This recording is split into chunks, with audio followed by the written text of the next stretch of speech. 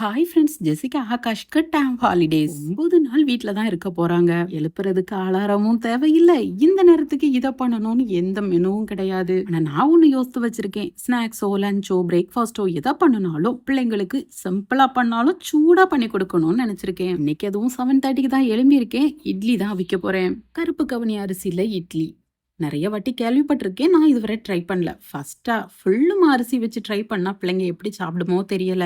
அதனால இட்லிக்கு அரிசி ஊற வைக்கும் போது பாதி அளவு கருப்பு கவுனி அரிசியும் பாதி அளவு நார்மல் அரிசியும் போட்டு ஊற வச்சு அதை அரைச்சி மாவை புளிக்க வச்சு வச்சிருக்கேன். ஆனா நான் இதுல கொஞ்சம் கூட எதிர்பார்க்காதது மிக்சியில அரைச்சும் இவ்வளவு அழகா பொங்கி வருங்கிறது தான். கூடவே பிரேக்ஃபாஸ்ட் கூட குடிக்கிறதுக்காக கொஞ்சம் பாலையும் கொதிக்க வச்சு எடுத்துட்டேன். இன்னைக்கு கரெக்ட் டைம்ல கரெக்டா ஆஃப் பண்ணிட்டு கொஞ்சம் கூட பொங்க விடல. இன்னைக்கு இட்லி மாவுக்கான ரேஷியோன்னு பாத்தீங்கன்னா 3 கப்பு நார்மல் அரிசி, 2 கப்பு கருப்பு கவுனி அரிசி, 1 கப்பு உளுந்து, அதாவது 1:5ங்கிற ரேஷியோல ஊற வச்சு அரைச்சி ஓவர் நைட் புளிக்க வச்சிருந்தேன். இட்லியும் இன்னைக்கு நல்லா சாஃப்டா வந்திருக்கு. நெக்ஸ்ட் டைம் இதே மாவை நான் அரைக்கும் போது உங்க கூட ஃபுல் டீட்டெயிலா ஷேர் பண்றேன். ஃபர்ஸ்ட் தட்டை எடுத்துட்டு ரெண்டாவதும் ஒரு பிளேட் இட்லியை ஊத்தி வச்சுட்டு இது கூட தொட்டுக்கிட்டதுக்கு நல்ல காரசாரமா வெங்காய சட்னி அரைக்க போறேன்.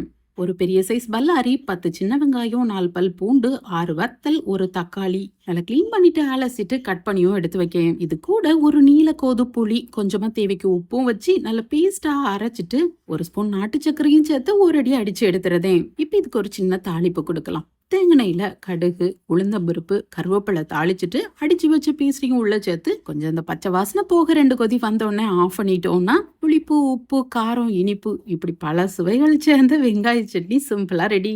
பிள்ளைங்களுக்காக சுட சுட இட்லியும் ரெடி பண்ணி வச்சிருக்கிற சட்னியும் வச்சு சாப்பிடையும் கொடுத்தேன். கூடவே 1 டம்ளர் பனங்கற்கண்டு பாலையும் ஊத்தி குடிக்க கொடுத்தாச்சு. எனக்கு கொஞ்சம் ஸ்பெஷலா இட்லி சாப்பிட்ட பிறகு நாட்டு சக்கரை இன்ஸ்டன்ட் காஃபி பவுடர் போட்டு சுட சுட ஒரு பிளாக் காஃபி, சுட சுட காஃபியை குடிச்சிட்டு லஞ்சை ரெடி பண்ண வேண்டியதான். உங்க வீட்டுல இன்னைக்கு பிரேக்ஃபாஸ்ட் என்னன்னு சொல்லுங்க. நாளைக்கு காலையில நான் அதை ரெடி பண்றேன். ஓகே ஃப்ரெண்ட்ஸ், நாளைக்கு உங்களை மீட் பண்றேன். பாய்.